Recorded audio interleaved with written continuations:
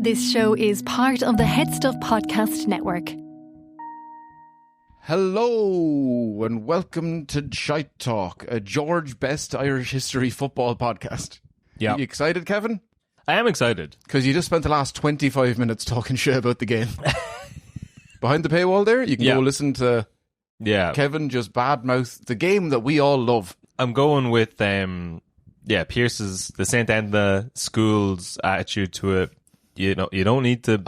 Judging what we know, but... Well, you know... I wouldn't maybe... Okay, well, maybe the Old Republic, you don't need to dog on English to support Irish. You can have both hand in hand. And I believe that up until the point where I can't watch the live games that I want because the fucking Arsenal game is on.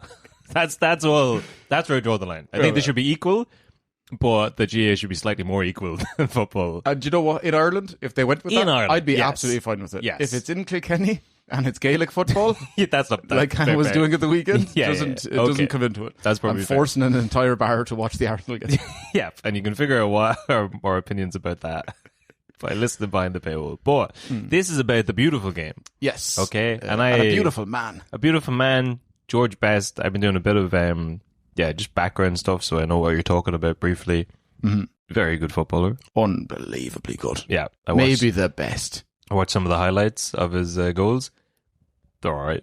Well, now. I think the game just looks so different. Yeah. And the pitches are terrible. It bobbles everywhere. Yeah. Lads are allowed to just kick each other. Yes. So the fact that it was like, when people say, oh, nowadays lads just go down easy, fouls didn't exist back then. No. So you're like, lad, 6'4", giant centre back is just allowed to studs you in the knee, and you just have to keep going.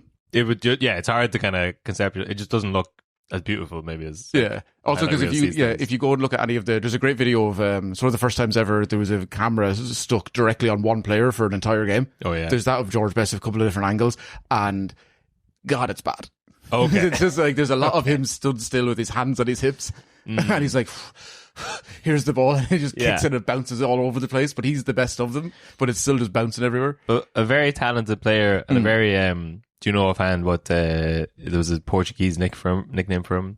It was like the fifth Beatle, but in the Quintuso Beatle? No? Because he was always called the fifth Beatle. Okay, alright, yeah. But, that was in English as well. Yeah. You just read a Portuguese translation. Yeah, I read all my news in Portuguese. Well, that's what I found, because we talked about it in the Shergar one, maybe, that we grew up with a lot of icons, and people are like, they were the best to ever blank, the best person to ever do such and such. If you look at any media from outside of the country, they never get a mention, or barely get a mention, or a footnote, or whatever. That's not the case with Best. No. And he is very much European-wide, worldwide. Because I'd say the reason you saw that in Portuguese was because Pele used to give Best his flowers and say he could be classic Jimi Hendrix thing of like, what's it like to be the best guitarist in the world? Yeah. I don't know. Ask Pele. Ask George Best. He's the fifth Beatle. Yeah. But that Pele was like, no, Best is... Yeah, award-winning across European titles, worldwide titles, top... Yeah, so this is a proper international star. Yeah, I would say that when people talk about the greatest sports person to have ever come from this country, yes, I would say it has to be George Best. And then the classic... Yeah, I don't know, well, if you want to give... Or maybe, I was saying, I'm not a golf fan, but everyone keeps saying it, and I have a lot of respect for Rory McIlroy. Sure. But he's not as much crack as George Best. Which, yeah. I will get into, I should say, this is going to be, so far, I believe, at least 4 episodes. Uh-huh. Some of them will be behind the paywall. Yes. The further we go on, I might throw some extra bonus content behind the paywall. Who wants to hear like an hour of me talking about what Callum Best, his son, was up to for his whole life? That's fun. The old adage of the crack will kill you. He was an awful lot of crack. Too much crack. Yeah. And he did other things towards, Yes. Yeah, anyone who's a drinking problem, I suppose. Yes. But sure, we'll get into... That's a sad way to start, but realistically, we probably should start in a sad way, because... this is what the next couple of episodes, this is what we're in for. Very hugely successful sports star. Very sad personal life, but also a lot of fun. But towards the end, early on, don't worry, if you... Maybe skip the 4th or 5th episode if you want to hear the bad stuff. Well, the whole reason we're doing this now is because it... would have been his 80th birthday this month. On the 22nd of May. Yes. Very sad. He actually... Well, we'll get into that later on, but he passed away at 59. Yeah. Thanks to... Yeah. Because 80 is not that old. No. And 59 is really not that old. No. And well, if we go to the start, then realistically, you have to talk about the Munich air disaster of 1958, before George Best was even at Man United. Yeah. And so do you know anything about that? And I'm going to assume most people kind of do. I don't want to go into the whole history of... Vaguely, that the one thing I always think about when it comes up is our history teacher. For Lebensjahr history, you have to do a project. And I remember our history teacher going to... He's like, you can pick anything. For the love of God, don't do the Munich air disaster. And he kept drilling that in because... Why? Everyone did it, I guess. Oh, okay. Because I guess, when was I doing that? Maybe, the guts of 20 years ago, I guess. And that was closer to the time. I think the cut-off for the history stuff needs to be 30 years. Oh, okay. So, yeah, that was roundabout. It was the only event that was 30 years old that young kids in Dallasal cared about. The time that... So a golden year of Manchester, the team all died in a plane disaster. Yeah, Matt Busby was their manager, which is odd because he used to play for Man City, won an FA Cup with them, and also played for Liverpool for years before the war made him stop. The war made him stop. But I thought you meant the war between Manchester and Liverpool. No, World War II would have put an end to a lot of lads' careers because it was like 4 years towards the end of it. Sure. So, but then instantly he left Liverpool and went to go manage Man United. So it's very odd just to think that his only two playing teams were the two biggest rivals of Man United. Sure. That if that was now, he wouldn't be let near the team. But he's a Merseyside man. No, he's a Scottish man. Oh. Also, is Merseyside the general term for Merseyside Liverpool. All right. Yeah. Never mind. But so Matt Busby had led Manchester United to 2 consecutive league titles, and then in February of this season they were at 6 points off the league, I think. So they were in with a shout, but probably weren't going to win it that year, but still going very strong. Had gone over to the European quarterfinals of the European Cup. Went over to play Red Star Belgrade in Yugoslavia. Yes. They were winning 1-0 from the first game. They went over there. This is the quarterfinal of the European Cup. They got a 3-3 draw. They hop on the plane. Old planes back then can't get back in one go, so they stop off and refuel. They get to Munich. Snow starts falling. They have 2 attempts of takeoff. Doesn't work. This is an aircraft investigation, so there's no point in getting into... I don't know who's at fault. They said it's not the pilot. The Germans said it was. Everyone else cleared them. But basically that they had 2 attempts that didn't work. They were like...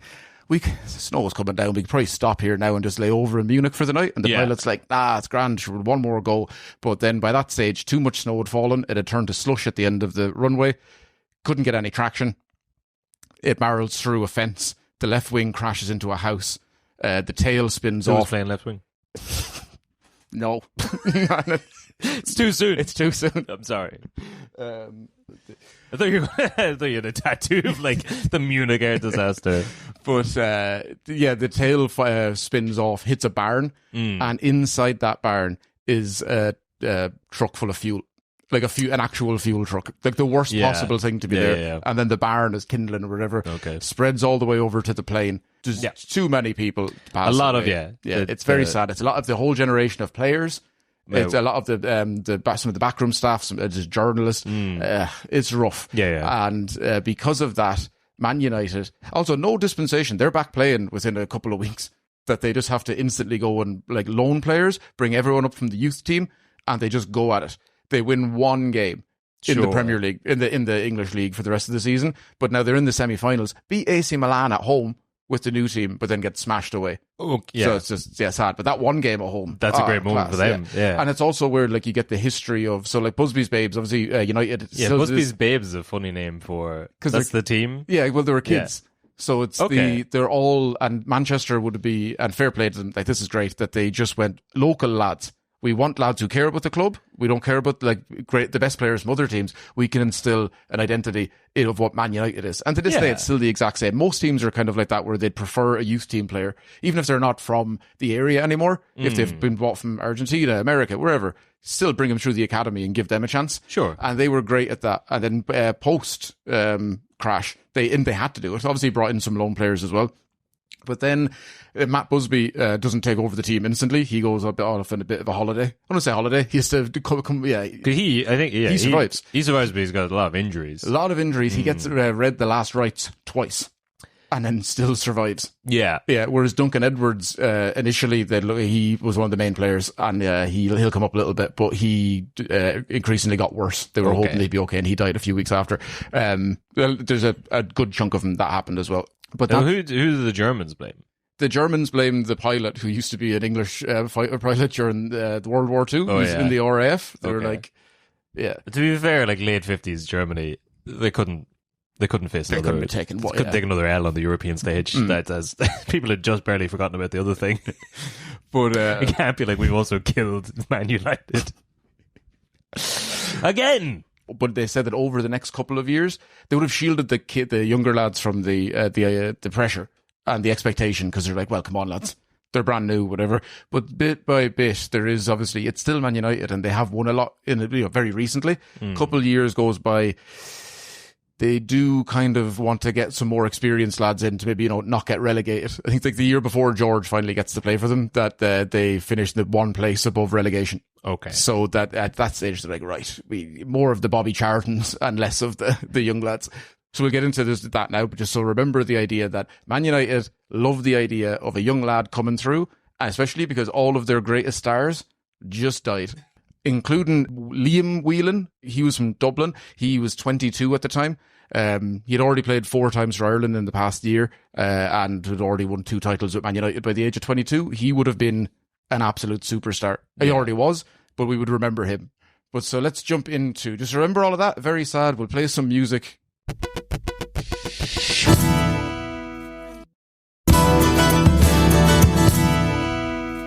So, the 22nd of May, 1946, Richard Dickie Best, yes, his father's name was Dick Best, and Anne Withers had a wee young lad that went by the name of the greatest football man to ever grace the earth. Or for short, George. Okay. Yeah. George was the eldest sibling before the parents would conceive 4 daughters, Carol, Barbara, Julie and Grace, before adding a second son 20 years after George, a one Ian Busby Best. Okay. And here's a study I was reading about. Did you ever hear the Heritage Family Study? It was his middle name was Busby. Yeah. Is that after Matt? Yeah. Okay. Yeah. All right. So the Heritage Study. Yeah, so the Heritage Study of 2026 was a 5-year-long look into the bodies and fitness levels of about 650 people who undertook a 20-week aerobic training exercise program to learn about cardiorespiratory fitness and cardiovascular disease at like risk of diabetes. Yeah. And boiled down for layman's terms, they found out that, in conclusion, you get your fitness and energy levels and will basically from your mother's side. And then your dad's side provide the slower fast twitch muscles, bone density, height/limb length. And your ma's genes basically make up for 50% of your baseline VO2 max. It's good that was in layman's terms. Yeah. I thought all that was hokum of like that you get such from your dad and such from your mom and skips it. I thought that was some of it is, some of it isn't, but they're like they could trace it back and be like, right, well, yeah, in terms of cardiovascular ability and your CO2 max. Right. Yeah, or is it VO2 max? CO2 max, he'd be dead. Yeah. Yeah. But because his mum was a former Irish hockey international. Oh, yeah. Yeah, and George got his sporting prowess, or at least in terms of energy and fitness levels, from her. And then from his father's side, he got a love of sectarianism, as Dickie was an orange man and raised the family as he'd been a free Presbyterian. Yeah. By the time... hockey would be fairly... Yeah, Protestant as well. Yeah. Now, because we'll get into the whole religious thing later on, George doesn't seem to care too much about it. It's like he would go on marches for the Orange Order. Yeah. But we'd all go on marches for St. Patrick's Day and whatever. It's probably just the exact same thing. He was a child. Yeah. Culturally, we're going to have Jordan Robinson from the North come on and chat to us about it, and so he can explain more. Jordan, a notorious Protestant. He'll tell us why. I have friends from Belfast who, as kids, it's like Scouts or it's a cultural thing. It is like St. Patrick's Day in certain spots.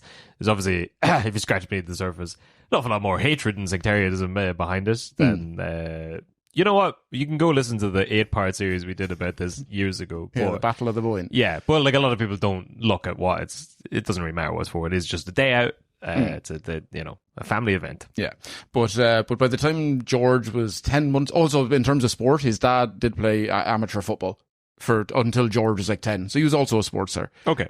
He worked in I was going to say an iron shop, but he was an iron turner. Sports star is a bit of a high turn because isn't his mom like? Yeah, represented the country but in hockey. And you're like, his dad kicked about at the weekends as well. Both equal athletes in Belfast. Yeah, fair. Yeah, in a good. Yeah, also his amateur football. I don't know what level he got to, but he had 5-a-side. But he played football as well. Yeah, so they were both equal sports stars.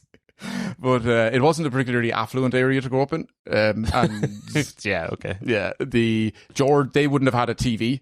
But neighbours would have. So even that was you're one level up above some of the Catholics. How did they know what was happening in neighbours without a TV? How did they get all the jokes out of the way in these episodes? It's going to get sadder as it goes on. Yeah, but his granddad brought him to see Glentoran when he was really young, so that sparked the interest in him. He became infatuated with the football and Glentoran in general, making scrapbooks about the team's results, taking photos and scorelines and stuff out of the newspapers, which he'd go on to do about himself in younger days as well. But reports were that he was blessed when it came to academics. Okay. And that's also rivaled by the stories that he was constantly mitching school to go play football. All right. Yeah. So they'd say that he'd trick the teachers into letting him go home by saying he was sick because he'd suck on hot sweets that'd just leave his throat red raw. And then he'd just leave and go play football on his own. Okay. Yeah. So they say he's a talented student because of the fact that he got his 11 plus exams. I guess that's like your O levels or A levels or whatever. And you'd be like, oh, yeah, how smart is that? It's like, English people always talk about that. It's like, oh, I've got 4 A levels. It's like, what was the score in them? Yeah. Is that just a pass? Or is it like, do you say honours? I've never really understood it. No. But to be fair to George, he's, I believe, the only student, or definitely male student, to have got them. So he was given basically a scholarship to go to a rugby-centric grammar school called Grosvenor. Oh, but the only one from his school. Yeah, from his class that year. Yeah. Okay, yeah. Yeah, so he was smart, even though he was a soft midget. Yeah, I'm sure it's different back then. Well, yeah, that was pretty smart then. Yeah. I'm sure it's different that it is now, but I think because, we do, for the leaving 8 subjects? Yeah. You pick your best 6. I'm sure it's different now anyway, but yeah, the English system is like you do 3, I think. Yeah. It's not who cares, you know? But he said he had a pathological dislike for Grosvenor. Right. This rugby-centric school. And when he was finally caught mitching there too many times. Also, for any American listeners or English, mitching means truant, like not going to school. Yeah. Yeah. I think it's probably just an Irish term. But they found him mitching too many times and they gave him an ultimatum. Either leave the school or you could just drop down to a lower form. And he was like, fuck it then, I'll go down to a lower form. Right. And he goes down for a day and by lunchtime he's mitching again. They're like, would you not just, why? And he said that he viewed the other students, he said they viewed themselves as superior beings. Oh, right. Yeah.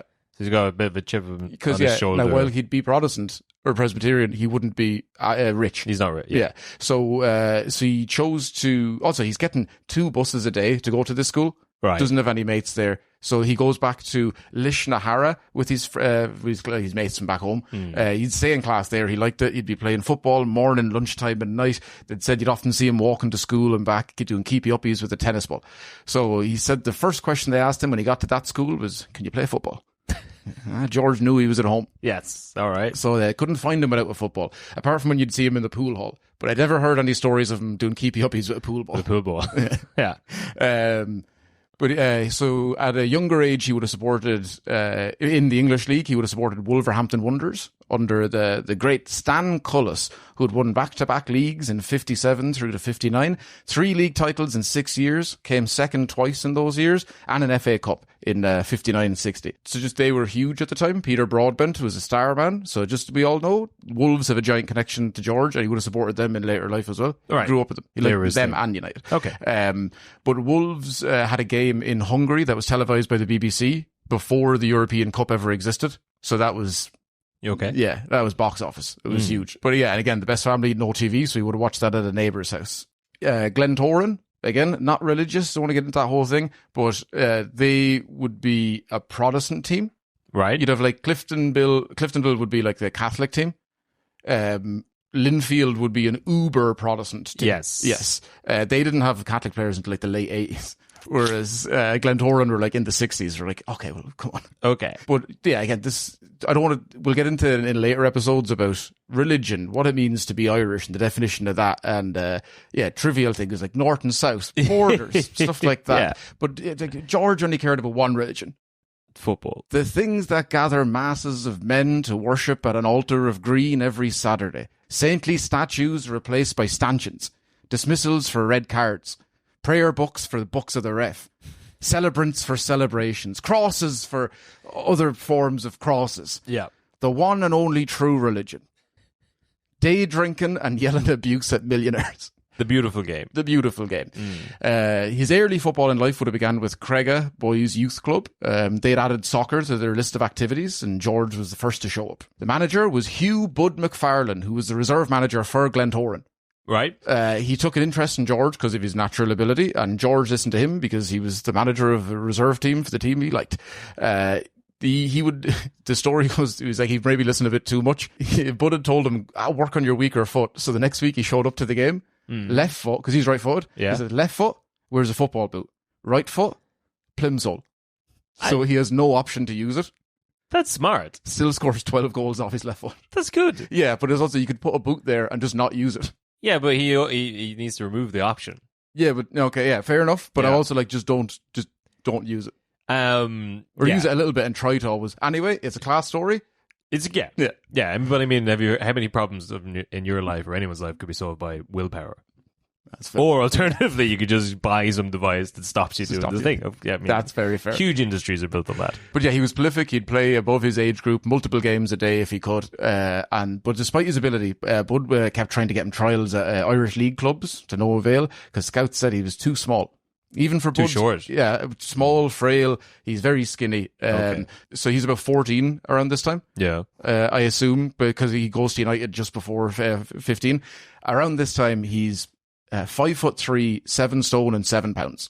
Right. Yeah, so he's very small compared to all the other lads.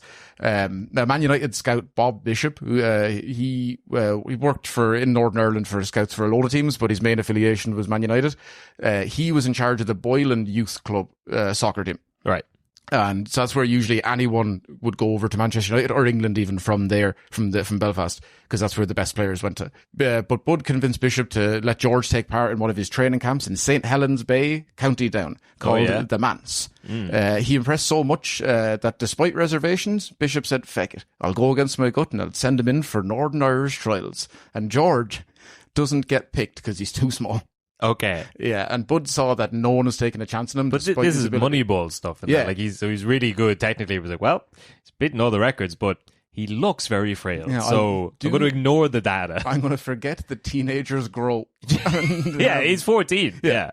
Okay. And he's still 5'3". He's not like he's 4 foot. Yeah. There's 5'3" is... lads playing professional football now that are 5'3". Sure. Yeah. Bud was worried at this stage because he was nearly 15 and he's not going to fulfill his potential if he doesn't get proper training. And so he has a brainwave. He sets his team up against Bishop's Boylan's club. And he puts George on his under-16 team, even though he's still only 14. And they put him up against the Boylan's under-18 team. Okay. So he's going up against lads 3-4 years older than him. Yeah. Just as a way to prove. So he's like, right, if he's too small, then why is he going out there and scoring 2 goals as we beat your lads 4-2? Yeah. And then Bishop, he's like, that's a very fair point. And he's wearing plimsolls on one of the feet. I mean, can't argue with results. But he sends off a telegram to Matt Busby with the line, "I think I found you a genius." Yes. That's all it says. Yeah. So he gets... He's like, who? What? What? I've seen that reported in a few different bits. It was like, I'm sure there's a follow-up. Like, Busby's a busy man, you know? Yeah, but this means that he gets a 2-week trial at Manchester United.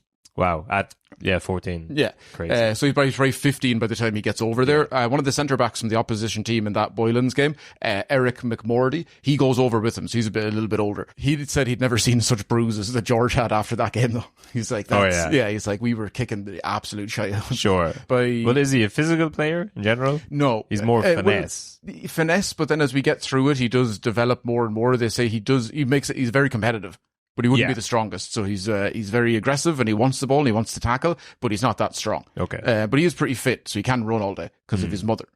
Of course, yes. Yeah. He'd be a shy, introverted boy, and he'd be sent over to Manchester. He doesn't know this Eric lad. Yeah. Doesn't know anyone. They get off in Liverpool, from the boat, expecting, mad thing, maybe unaccompanied 14-year-olds should have someone waiting for them to bring them to the training. Yeah. They haven't organised that. Of course not. So they have to hop in a taxi. They say to the taxi man, can you bring us to Manchester? Bring us to Old Trafford? Taxi man's like, yeah, class. Which one?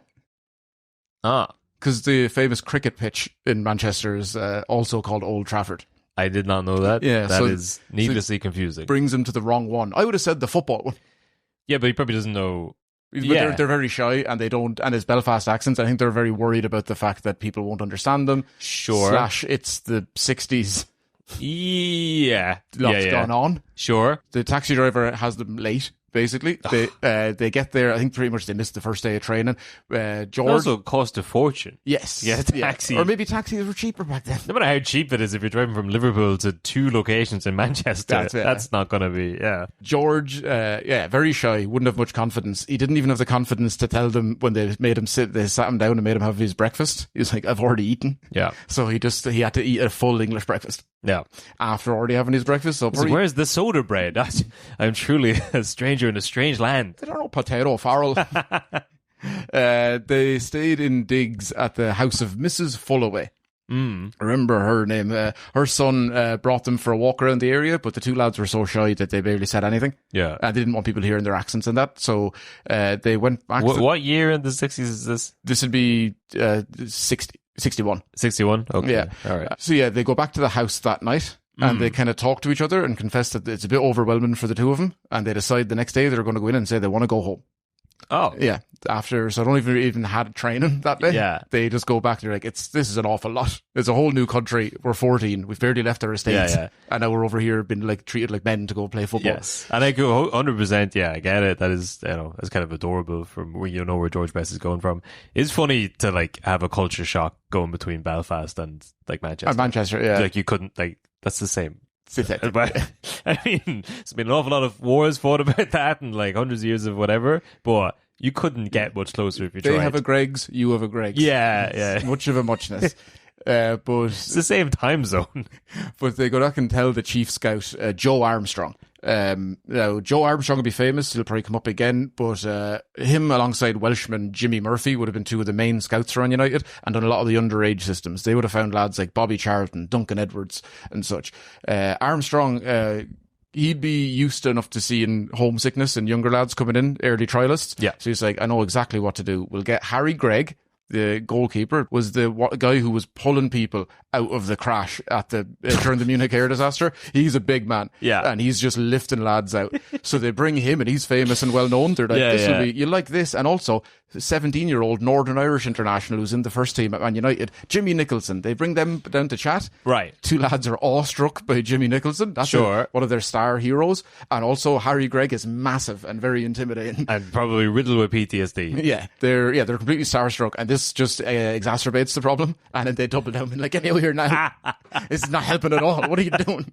So they go home. I don't know if they've even told their parents because it's straight away. Yeah. So George has to go back and run into his dad in the morning time and be like, "Oh no, we're back." It's not great. Sure. Yeah, it's like this is all, and their parents would have been, especially George's parents, they'd said, yeah, the mother cried that night. They weren't sure about sending them over. It is very young, but also there's not a whole lot going on here. We're not very rich. You have a chance to make it.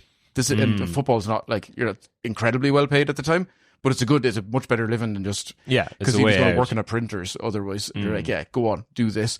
But so he went over and then came back. Instantly came back, and then the dad then goes off to work, goes and makes a phone call, calls up Joe Armstrong, says, "What the heck happened there?" And Armstrong goes, "This happens all the time with young lads because they're children, and they're homesick. So like, look, it's open for him." Whenever he wants to come back, the 2-week trial, that's still there. So then Best's dad, Dickie, doesn't say a word about it to Best. Right. Until he brings it up because he wants him to get more confidence out of him, showing him to be a man. And I think George must have known he called him. Maybe the man said, not sure. But he does bring it up to him. And he's like, "What did they say?" And he said, "Oh, they're very disappointed in you." Oh God, you've ruined it. You've thrown away your only chance. You fucked it, George. Yeah, he said. You know, Dickie, it happens all the time, mate. It's there for whoever he wants it. Whenever he's ready, we're ready. Send him over and give him another chance. Oh, George, boy, you fucked it now, boy. Not just for me, but for your ma. And your sisters. And your sisters. The whole fucking family. Community. The whole community let down. As you're too much of a fucking coward, George. You fuck. And then he probably cries for a while. He said it said that he lets him sit in pain, just wallow in it for a bit, and then he's like, "Now this will be the way to get him." He goes masterclass in parenting from Dickie here. He then tells him, he's like, no, only listen, only slagging, lad. They said you're welcome back, but not until Christmas. Okay, which wasn't true. He was welcome back straight away. Right, and they're like, no. It has to be, you have to wait now a good few months. It has to be Christmas time. And also, Matt Busby, he was there and he'd heard about how great a player you were. And he said you had a brilliant future. And that wasn't true. Yeah. So now he just lied to him 2 other things. But he said that this, in his mind, was like, now he is the bit between his teeth because he thinks Busby thinks he's going to be class. And now he's told you can go back. Yeah. But it's not going to be for ages. So he's like, feck that. I'm going now. I'm going to do whatever. And he's like, yeah, you're allowed to go. You know what? Dickie's... this is good stuff. It did get you him can see to where go. the young boy got his smarts from. Yeah. And instead of just telling him, like, yeah, all right, this happens all the time. It's here for you whenever you need it. Tell him it's gone. Yeah. Then tell him it is happening, but not for ages. And the big man likes what he sees in you. And put a completely made up fire in his belly. Yeah. Fair play to Dickie. And it worked. It did work. So George says he's going back to Manchester as soon as possible. He hops at it. Well, a couple of weeks go by. So I guess he's playing like under 15 football. And so they win for his local team, for like Craiga. So they're playing in a cup and a league. So they win that. George's in the paper, the Belfast Telegraph, because of that. Nice. Because he's like, oh yeah, star player. And then word gets out that he's going to go on trial to Man United. So he's in the paper again. But now there's more expectation on him again. Yeah. It's not like the first time where it's like, oh, no one even knows it's some happening. guy, yeah. Now you're the next big hot thing. You've captained your team to a league and cup double, and then you're going over on trials to United. You're in the paper twice, and everyone knows about you. But it seems to go okay. He goes into digs. Everyone says he's very shy. Yeah. Yeah. Which is funny. Which he keeps up for a long time. Yeah. And that's what all of his family say, even in later life, which could be part of like the drinking. Okay. It maybe initially anyway.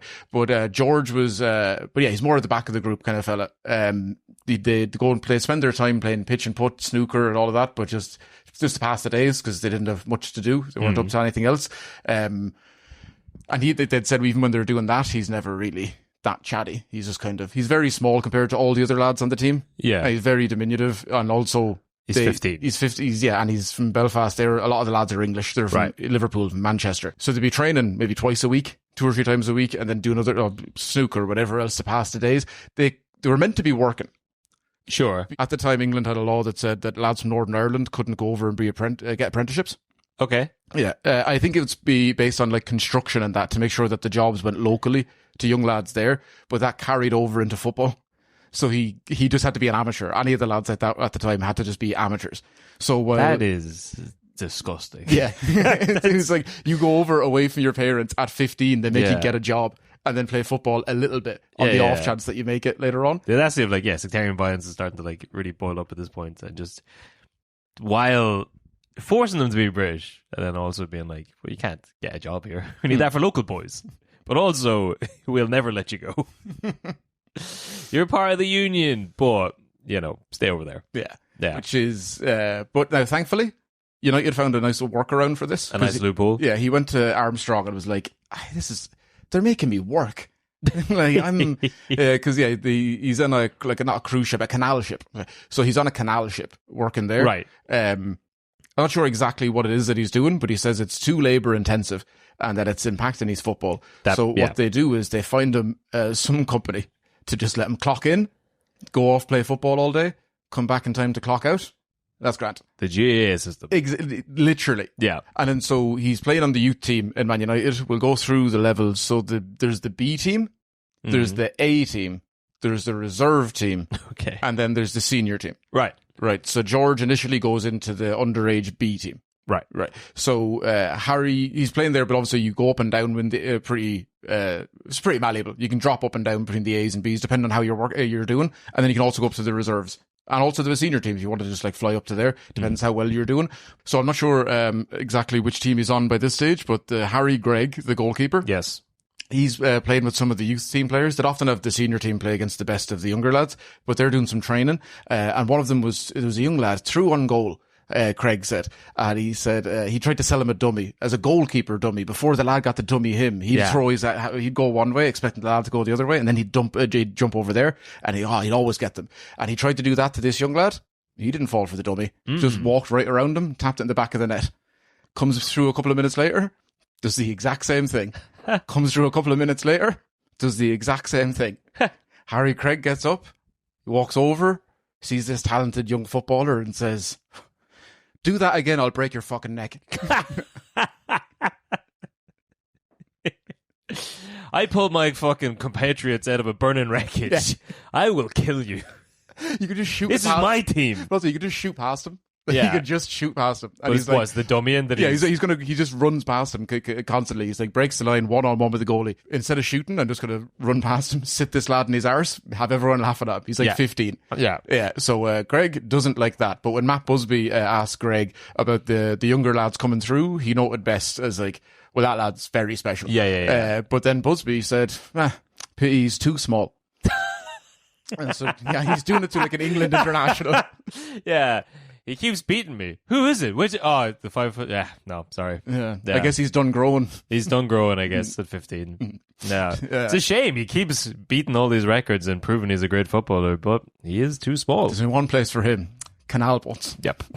But George wasn't aware at this time that people were still thinking like this, because I think no one told him that it was a lie that Busby. Oh, right, yeah. So, like, obviously he went over before Christmas time, like his dad had told him you have to wait to, but no one ever still told thinks him. Mr. Buzz, yeah. Yeah, but everyone is pretty, like, high on him. They think he's very good. Yeah. And he's performing so well that despite the lack of size, like, and he makes up for that in terms of, fitness level, competitive spirit, and his confidence at that stage is growing on the field. Yeah. And he's becoming more of a personality on the field, backs himself more and more, and getting a bit more confident off the field. Now, having said that, he still wouldn't be a talker. Right. He's probably just not as nervous or anxious about things. There's one story that they go to a disco or a club, I think it's called the Tinted Wheel, but they go and they say that George came in for a couple of minutes, says nothing, not having a great time, kind of lose track of him for a while, comes up he's only probably there less than an hour, maybe half an hour. He goes up, says, "Lads, I'm off." And they're like, he's classic George, no crack, doesn't know what to do. And then he leaves with the prettiest girl in the pub. And they'd said, I don't think he even said 2 words to her. Yeah. They're like, he doesn't talk to anyone. They're just like, he's gorgeous. He's a handsome man. Yeah. Very boyish at this young age. He was a boy. Yeah, that's true. Yeah. He had his youthful look about him when he was 15. Not like these grizzled 17-year-olds. Yeah. Yeah. So you kind of expect the story now to be all rise because he's doing well. But honestly, it goes up and down a lot. A lot of people doubted his chances of making it at the top level, especially even though he was very skillful. He bounced up and down between the B team and the A team before really finding his feet. Because he can go up and score, like, in the B team, he could go score 4 or 5 goals. But then in the A team, he might get 1, could get 2, could 2 games not do a whole lot. Yeah. He'd be just bouncing up and down. But it's important to remember that at this age, for like the B and the A team, for the kids, that's all just about skill development and talent. Right. And then when you get to the reserve level, there's older men there. And that could be anyone from 17 to like 37. Yeah. So that's just seeing about, can you take a kick? And like, what do you like when a lad your dad's age grabs your neck? So there was a lot of lads who also didn't think he'd make it, because that's grand. You're beating all these lads at this low level. Yeah. But once you get to the senior team, you're not going to be able to dribble past 4 lads and smack it in from 20 yards. Impossible. George. Yeah. You can see about that. Yeah. So Matt Busby is like, we need to coach this lad just to pass the ball. And then Jimmy Murphy jumps in and goes, "You're going to ruin him.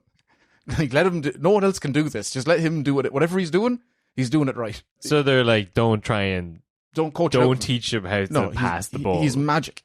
All of that stuff can be figured out afterwards. Natural ability and talent. Let him just focus on this. Fair enough. The rest we can get to him afterwards. But if he's able to do this, let's not make him a robot. He'll either be a star or we'll kill him at 21. Yeah. Okay. They won't care about him. Yeah, that's absolutely fine. We'll move on to the next. Fair enough. Murphy's son had even said that he was like, there's 2 players that he said his dad never coached. He said he never coached. Duncan Edwards, because he already knew everything.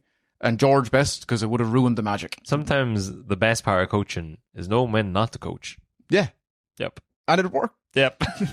But even because they did say this about, he's like, George wouldn't have necessarily had that much respect for Jimmy. Right. Or he would have, of course, to an extent, but he was always wondering. He was like, everyone says he's a great coach. Everyone's saying this Jimmy lad's a great coach. He's constantly giving other lads lessons. He doesn't even talk to me. And he can't understand that. He's like, no, he's letting you just do it your own way, George. So that would have been, they said, the only lad who ever really talked bad about Jimmy Murphy was George Best. But then the youth team are playing a match against the senior team. And Busby and all the main staff are down in attendance. George drops deep to receive the ball, goes past 4 lads, smashes it in the top corner from 20 yards. And they're like, whoa. Everyone's like, that lad is... Apart from Harry Gregg, who runs out with the goal, grabs him by his collar and starts strangling. Harry Gregg's been through a lot. Yeah, he's like, a goal goes past him. He's like... Yeah.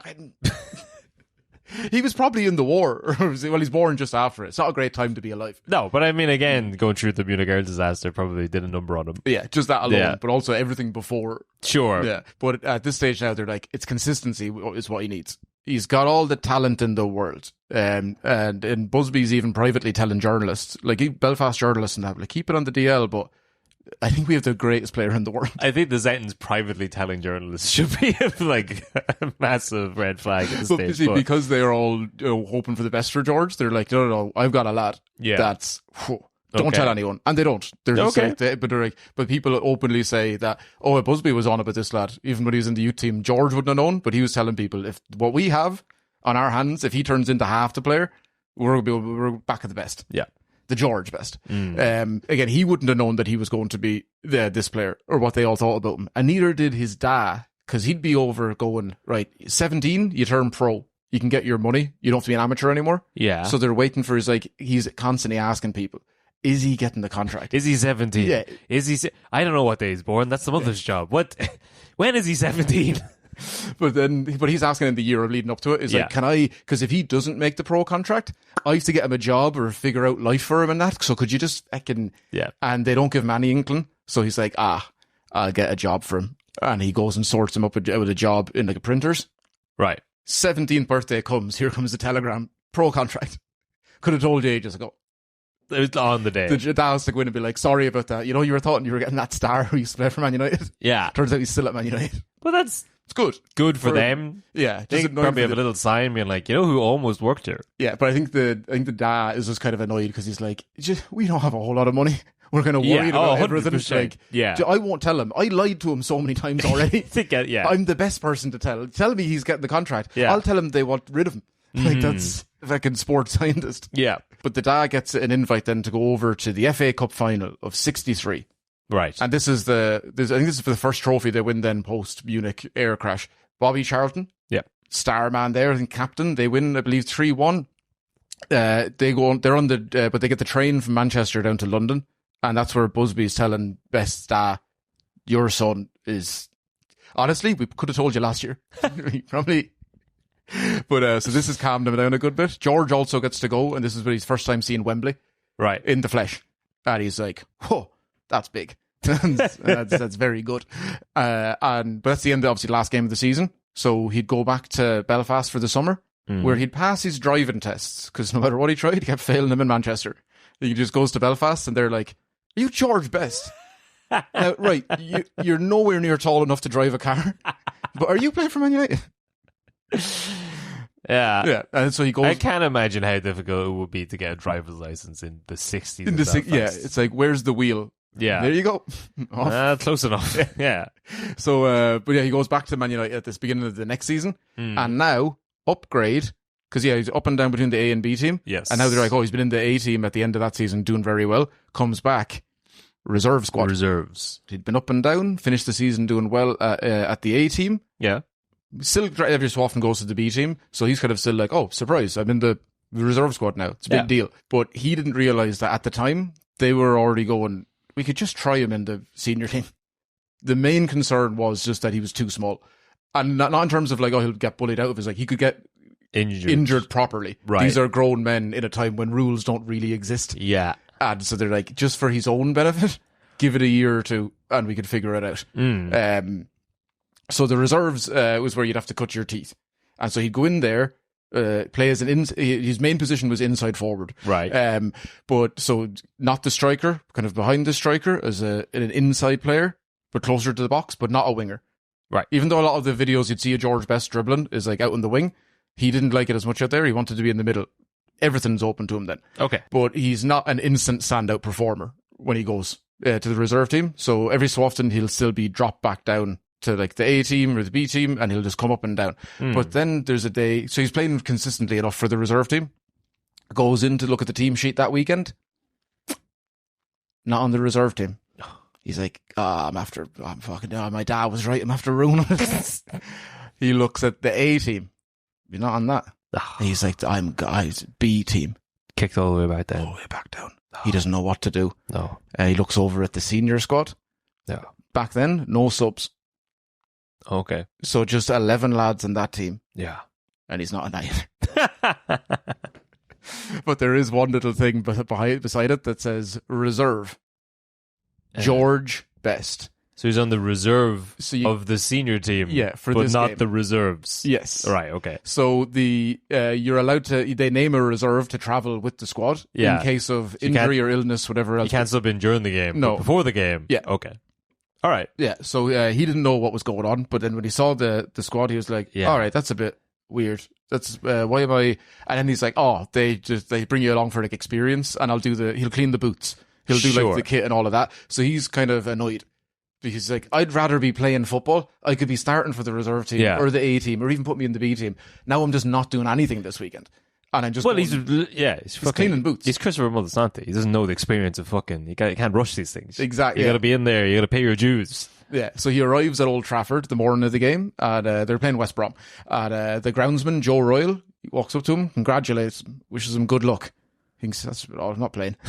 And then Joe Armstrong comes up to him. Exact same thing. Yeah. Fair play to you. He's like, what? All right. I guess the boots will be pretty clean. Yeah. Hops onto the team bus. They go to a golf club for a pre-match meal. And Pat Crerand is the starter for the senior team. He sits beside him and he's just like, look, George, I'm just telling you, don't fucking be shit. He's like, but he specifically says like, don't overhit your crosses or your passes, just play your game. And he's like, what are you on about? Why are you talking? He's like, George, you're starting the game. Yeah. Do you know how everyone's telling you? I'm starting to think he's not as smart as whatever the hell 3 O levels at the time was. Yeah, but he's a child though. He's probably just turned 17 now at this stage. He's 17 at this stage. Yeah. So he's so he's starting. The guy called Ian Moore had been injured. So George is into the starting team up against famed hard man Graham Williams, the mad Welshman. Okay. But sorry, just to go ahead, I don't know how does the system work? Because it's just like you got 11 players. If any of them in any position gets injured, you just bring in they don't George. get injured. Huh? What? No, but I mean, yeah. So, like, where did Ian Moore play? Like, if he was a back, and then all right, we'll just put George in. I think he just played out on the wing as a. So But like, what if one of the other? Like, that's just did move the system. Did move the other lads around? Yeah, it's very stupid. Yeah. The fact that they didn't have substitutes. It's okay. But yeah, so that George, so he starts out on the wing against Graham Williams, and at first, I mean, everyone had heard about George. Like through all the youth teams all around Manchester, all through England, because you're like, right, this lad's tiny in class, but he's not doing it all the time. But like everyone would know roughly of it. So even at the senior team, they've like heard about him because they're trying to keep him under wraps. But these things get around by secretly telling the journalists. Yeah, we've got a wonder kid coming up, but keep that under your noses. I don't know. Is there any other news stories in Belfast? But you might need to drum something up in the 60s. But Graham had said that at first. And he knew all about him. He had heard about him. Yeah. He's like, but he's a kid. He's like, so he's pumped up. He's like, he's going to be good. He's real average. Right. So he says that at first, George isn't up to much. They're not even giving him the ball. Right. Because Bobby Charlton is out on the opposite side of the field. So the ball just keeps going over there. And Best is stuck on the right wing. And he's not getting a touch of the ball and doing nothing. They won't pass to him. So he's like, I don't have to be worried about this lad now. And then eventually George gets fed up with that.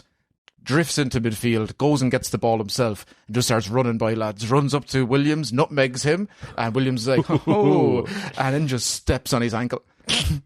Yeah. And George is pretty injured now, so he finishes the game, right? But they instantly move him off that lad. After he does that to him, they're like, how about you go, you know what? there's another 17-year-old or 18-year-old over in the other wing. That's American Bobby Charlton. Maybe you go. Right. Maybe you go do that. Yeah. And so he doesn't do much for the rest of the game. Right. But he's okay. But Busby's impressed by the fact that he finished the game. Because they were worried about how strong, if he was man enough to play, he's too small, too slight. If someone steps on his ankle, but he'd get back out there and do it again. Yeah, and he just got stepped on by a senior player who's known to be filthy. Right. And now he had said that this, Graham Williams, he'd said this got blown out of proportion. He was like, it was one tackle. People said I booted him up and down the field the whole game long. I was a disgrace. They wouldn't even give him the ball. So I only had a chance to kick him the one. His own team, they were the real villains. And even Bobby Charlton said that he was like, I don't really remember Best's first game because it's not like at the time we were like, it was like Nirvana just released their album. Yeah. Everything changed. Yeah. He was like, he was probably good. He probably had some good moments, but like overall, no. Yeah, some kid that. He was good. He was impressive for his age, but like that's whatever. Yeah. He was injured for the next game. Oh, I should say United won that game 1-0. But then he's injured for the next game, so he's out for a while. He comes back then to the reserve team, but he's also dropping into the A team a bit. Probably for a few reasons. He was still growing up, so you don't have to rush him. Yeah. Playing whatever his game on. Just throwing that game. Doesn't matter what game it is. He's kind of either he's against lads his age or else he's against lads who are a little bit older. Just let him play football. Also, a lot of his friends were playing at that level because they weren't quite as good, so they weren't jumping up into the reserves and into the senior team. Yeah. So keep him grounded around lads he knows. Now, he was told at this stage he could also go home for Christmas time. But then he's thinking, well, I was playing for the senior team. Now I haven't been called up again. They're sending me home for Christmas when there's games on. Yeah. And I should just be playing. And he's like, it's not great now because he's dropping down through the things. It's 103 days between his first game and his second. Right. Which comes, I think, on the 27th of December. So he's at home for Christmas. Oh, he does go home? Yeah, he does go home. And he's like, everyone's asking, what's it like to play with the lads? What's it like to be over there? And he's like, I don't know. I'm not going to be there much longer. And then United go out and lose to Everton 4-1. A couple of days later, Burnley lose 6-1. Okay. And a telegram comes through saying, George, there's a plane there waiting for you. Get back to Manchester as soon as you can. Yeah. I know young George Best, he's been keeping it temperate over Christmas. He's not been overindulgent in food. No drink. Probably match fit. Match ready. His dad slides a little note under his bedroom door saying, they've let you go. They let you go. No, my dreams. Only slagging, lad. Get up. The plane's outside. So he goes, first time ever on an airplane. How's he going back in ferries? Ferries. The other times, okay. It's Belfast to Liverpool to Manchester. Yeah. It's pretty quick. Yeah. Man United obviously had an aversion to planes. Take the long way if you have to. No rush. Yeah. So George boarded the Titanic instead. Boats. Safe as houses. Yeah. But Belfast houses, that's what blew up the plane. Belfast shipyards, I can't see any issues there. Yeah. So, so he goes over and he... Cars, the safest thing in Northern Ireland. I think we finally figured it out. But so he goes back over and they're playing a return game against Burnley for some reason, very soon after they've just gotten hockeyed by them. Right. This time, George is starting, along with one of his mates, one of the younger lads from the team, Willie Anderson. He's gone up against England international John Angus. And he absolutely minces him. George is meant to be phenomenal. He goes past him throughout the whole game. He scores the third goal. George says it was, the ball came across the box. I went through someone, smashed it in the top corner. Newspaper reports say it was an open goal tap in from 6 yards. Who do you believe? Who do you believe? The press is out against him, all right? But from that moment onwards, football would never be the same. Okay. George was in the senior team. Nice. And we will finish up this episode here. Yeah. And then we'll take the next one, probably from the rest of this season, all the way through until the next episode I might call Here Come the Good Times. Yeah. And then the next one is probably, here comes the bad times. Nope, and then here comes the worst times. And oh God, I didn't think it could get worse. Those bad times don't look so bad now. But yeah, so that's the end of this section. That's the Munich air crash. That's what Man United were all up to. That's how the club was being run. This is the George Best, obviously at this stage, the fans are like, we've got another Duncan Edwards, we've got a child star, it's all happening. He's in the senior squad for the rest of that season, and we'll go through a bit of that then. But any notes on George Best? No, that's it's funny to hear that he was so shy as a young boy. But yeah, but no, that's good. Fair play to him. Excited to see what he does at Man United in the 60s. Yeah. And not so much anything else. Yeah, no. But yeah, great. We'll see you here next week. Same best time, same best channel. Yeah. Good luck. Shafter. This show is part of the Head Stuff Podcast Network, a hub for the creative and the curious. Shows are produced in association with Head Stuff and the Podcast Studios Dublin. Find out more or become a member at headstuffpodcasts.com.